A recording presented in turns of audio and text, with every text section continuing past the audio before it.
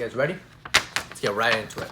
Welcome everybody to the first ever episode of my show, Alameda Views. This is going to be a weekly show, once a week, about 15 to 20 minutes long, and basically it's a time for all of us to just sit down, put our phones against the wall, put our computers against the wall, and just enjoy.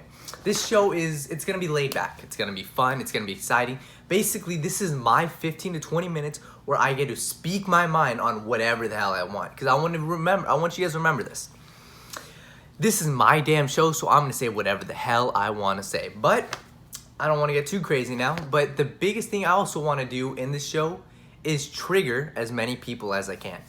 But then I was thinking last night, I was like, if I trigger everyone, that's cool and all, but it's not cool unless if I hear your response, right? So that is why I'm adding a segment to the end of every show, and it is going to be called Ask Daniel, and that is your guys' time to shine. I'll get into that more later, but a little bit more about this show. It's going to be once a week, like I said, just fun. Whatever I want to talk about, the biggest sports topics, anything I want to talk about, I'm going to break it down in my point of view. I'm going to say whatever comes to my mind. So this is, if you guys want like a cupcake response, if you guys want me to agree with all the other analysts, you guys have the wrong guy. That's not me. That's not who I am. I'm going to debate, I'm going to have fun, and I'm literally going to say whatever's on my mind. So, without much further ado, guys, let's get right into the first ever episode of my show, Alameda Views. The first thing I want to talk about is the NFL, and right now we're in a time where there's going to be hot takes all over the internet. There's going to be bold predictions, but I want you guys to remember something. See, hold on, let me back up real quick. This is going to be a very informative show. I'm going to give you guys all my information, everything that I find on the internet, everything that I find in the sports industry, I'm going to tell you guys. So I hope you guys become more informed, but the biggest thing is you have to remember the league changes. It goes through its ebbs and flows. Teams regress and teams improve. Teams regress and teams improve. So I'm not going to tell you like, oh, last year the Ravens were number one. The Ravens are going to be number one again. That's not how it works. Last year, let's take a look. Would you have expected a second-year Lamar Jackson to lead the Ravens to the best record in the league? No. Would you have expected the Rams, who were the Super Bowl contending team, to fall down to 9-7? Hell no. Would you have considered the 49ers, who were 4-12, to become a Super Bowl contending team the next year? Hell no. So that just shows there's improvements and there's regressions. I want you guys always to keep that in the back of your minds. But like I said about triggering people, this past week I posted my post-draft power rankings. I'll put them up right now. And I triggered a ton of people because obviously they don't understand about regression and improvements. But you know what? Let me clear the air. I know there's an elephant in the room. People got mad about me having the Packers so low, the Bengals so high, the Lions so high, and the Bills so high. So let me break down all four of those today. Just a quick little show for you guys. The Green Bay Packers are going to regress this year, and I don't care about what anybody else says. That's the bottom line. If I have to make a bold prediction about the Packers, this isn't even too bold, but they are going to be a 10 or less win team. Guaranteed, 100%. I will take everything I have to the bank and make that bet, 10 or less. I think that they're going to be an 8-8 team, but 10 or less is a safe bet. And why do I think this? Listen, like I said, ebbs and flows of the league, but my favorite stat I love to use, and I looked at across the internet. I did the past 5 years. I saw how this trend worked, and it's so effective. One-score games. That is the key to predicting records. One-score games. You have to look at a team's one-score game, a record in one-score games, because if they did really well in one-score games the previous year, then that means that's going to even back out the next year. And who had a really good record in one-score games? The Green Bay Packers. They were 9-1 last year. 9-1 in one-score games. So basically, that was an insanely exceptional record in one-score games. That's going to even out. So imagine if they're even, let's say they go to 5-4 in one-score games. That means they're a 10-6 team instead of 13-3. They did not play like a 13-3 team. They were a very average team last year. I don't care what anybody says about they had a 13-3 record. Well, look at how it translates to the next season. That means they're going to face regression. One-score games, they're not going to be 9-1 again. They're going to be most likely 6-3, 5-4. I looked at their offensive and defensive stats. They were not above 8th in the league in any category, offense nor defense. So they're a very average team. And also the biggest thing that makes me see that they're going to regress is They were complacent in the offseason. If you're complacent, look at the Rams last year. They brought back arguably the same exact team. They did way worse. Lost 4 more games. And I mean, the Packers, they didn't improve at all. We all know they didn't get a receiver in the draft. They lost a right tackle. They lost an inside linebacker. And sure, they kept the same running back, same quarterback, same everything.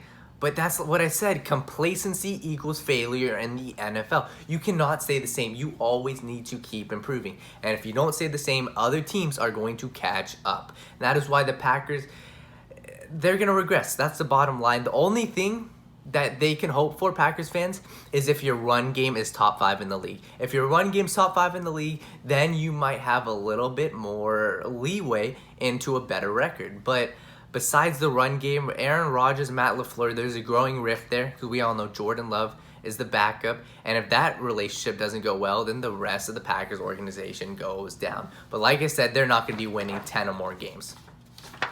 The Detroit Lions, let's stay in the same exact division, NFC North, and people get mad at me for talking about the Lions like their offense is going to be great. But they failed to look at the actual depth chart. Hear me out. Last year, they brought in new offensive coordinator Darrell Bevell. He's from Seattle, and we all know what Seattle does. They pound the rock. We know Marshawn Lynch, Beastquake, all that good stuff. He tried to implement the ground and pound scheme, but it's hard to do that if your running backs are hurt. Last year, the Lions suffered 2 running back injuries, Kerryon Johnson out half of the year, and Bo Scarborough. He was injured all throughout the season. But now, both of them are returning, both of them are healthy, and you add a second-round pick DeAndre Swift to the mix. You might be saying their offensive line sucks. Well, they actually added a right tackle, and they added 2 interior offensive linemen in the draft. So it's a middle-of-the-road offensive line group. It'll work. And also, let's look at the passing game. So if you have the run game, DeAndre Swift, Kerryon Johnson, Bo Scarborough, 3-headed monster, that sets up the play-action pass. Matthew Stafford. He's a dominant quarterback. Whether people like to say it or not, he puts up numbers year after year after year. And his receiving core is great as well. First-round pick TJ Hawkinson, Kenny Golladay, Marvin Jones. He's got weapons everywhere. And if they could get the run game going, it sets up everything else. And Matthew Stafford is finally healthy. And that is why I'm putting so much faith into the Lions this year, because of that offense. Sure, the defense is a little bit concerning. Sure, Matt Patricia doesn't have a hold of his team. We know he has issues with his players, but they were 3-4-1 with Matthew Stafford healthy last year. I think they can easily win 6 to 8 games, 9 games. It's just ridiculous when people say they're going to be a bottom feeder like last year. It doesn't work that way. They had major injuries last year, and this year is something new for the Lions. Watch out for them. The Cincinnati Bengals. The Cincinnati Bengals is people like hating on them because people like hating on bottom feeders. We all know that. They like pounding them down to the rock.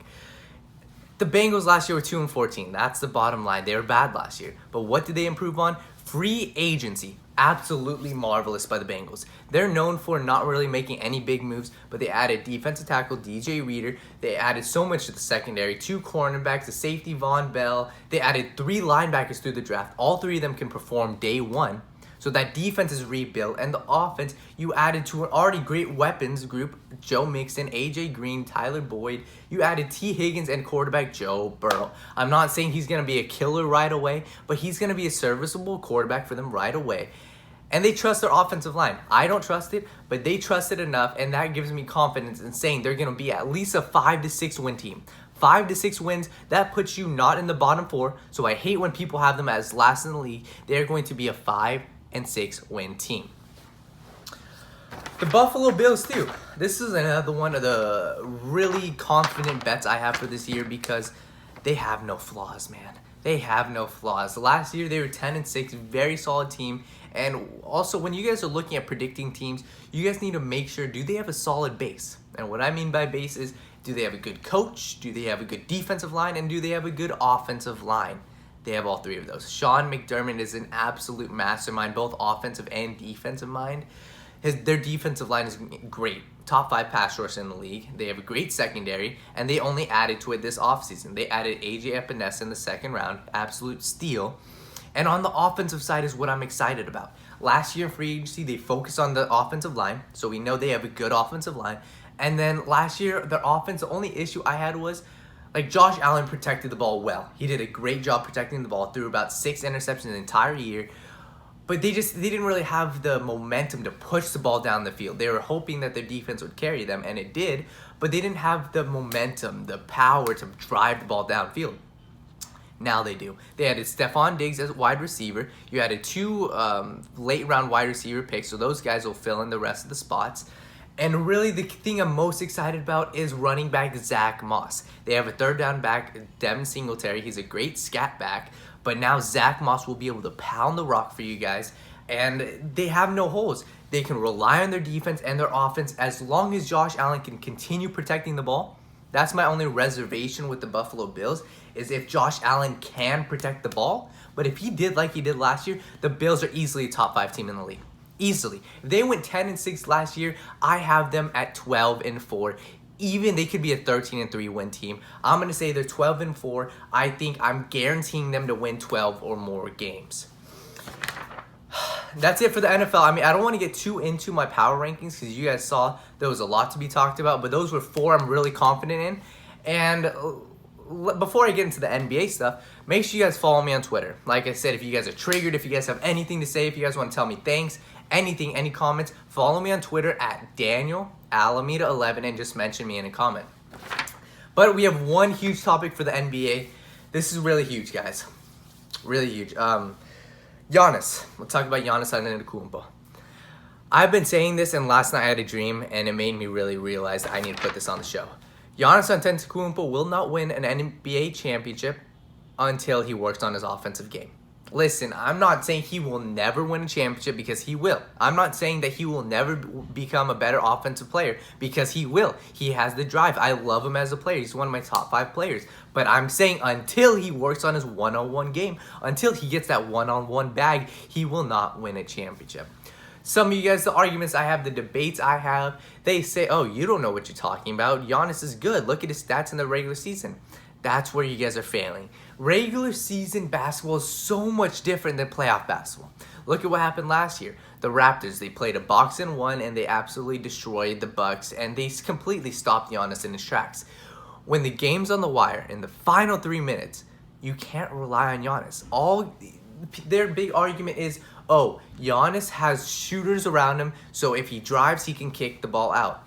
But I tell them, when the game's on the line, Game 7 of the NBA championship, do you want your best player to have the ball in his hands like a LeBron, like a Kawhi, like a Steph Curry, like a Kevin Durant, like a Kyrie Irving? Or do you want a secondary player like an Eric Bledsoe or a Chris Middleton having the ball? You want the ball in your best player's hands, and that is Giannis. And I'm saying, once Giannis can get that one-on-one bag, he will be absolutely unstoppable. And really, it all boils down to, what is basketball in its simplest form? One-on-one basketball. That's the simplest form. Can you score on the opposing player? And Giannis, in the final 2 minutes, I am not sure that he can. That's me personally. Right now, as this moment is, after seeing what happened to him in the playoffs last year, after seeing what happens to him in crunch time, even this season, what happened multiple times in crunch time, he tries handling the ball. He doesn't have the one-on-one skill to succeed late in games. That's the bottom line. And I'm saying, sure, it may work in the first round, the second round, in the Eastern Conference Finals, but is it really going to work in the NBA championship when the game's on the line against LeBron James, when you're going one-on-one against Kawhi Leonard? I don't believe so. I don't believe so. But guys, that'll do it for the first ever episode. Let me break down what's going to happen at the end, this final segment called Ask Daniel. Basically what it is it's your time, guys. If you guys have any questions, any comments, anything, it could be sports related, love related, life related, anything, follow me on Twitter. This is huge. You guys have to follow me on Twitter and mention me in a comment at Daniel Alameda. Just say, go to your tweet, type in a new tweet, say, hey, at Daniel Alameda 11, is so-and-so going to the Jets? Is he going to have a good game tomorrow? Blah, blah, blah. Just do at Daniel Alameda and do hashtag Ask Daniel. That's it. That's all you have to do. And then from there, I'm going to pick 5 of the people who tweet at me, and I will put them on at the end of next week's show. But that'll do it for this, guys. Thank you very much. Let me just break down a little bit more about this show. I'm excited for this. It's going to be laid back. Today was more of a little informative, just getting into the groove of it. But the next week's show, it's going to be more laid back. I'm going to just see whatever's on my mind. Like I said, I might do a little more ranting. I kind of held off today. Might do a little bit more bashing. But like I said, guys, I'm excited for this. It's going to be a journey. This isn't going to be a 1 week thing. This isn't going to be a 1 month thing. This is a journey. I hope to build a huge audience where we can all just share the same mindset, where we can all share like different comments and all that good stuff. But like I said, I'm excited for this. I'm hyped. This is Alameda Views. This was the first episode. See you all next week. And remember, there is only one way, and that is the right way. Good night, everybody.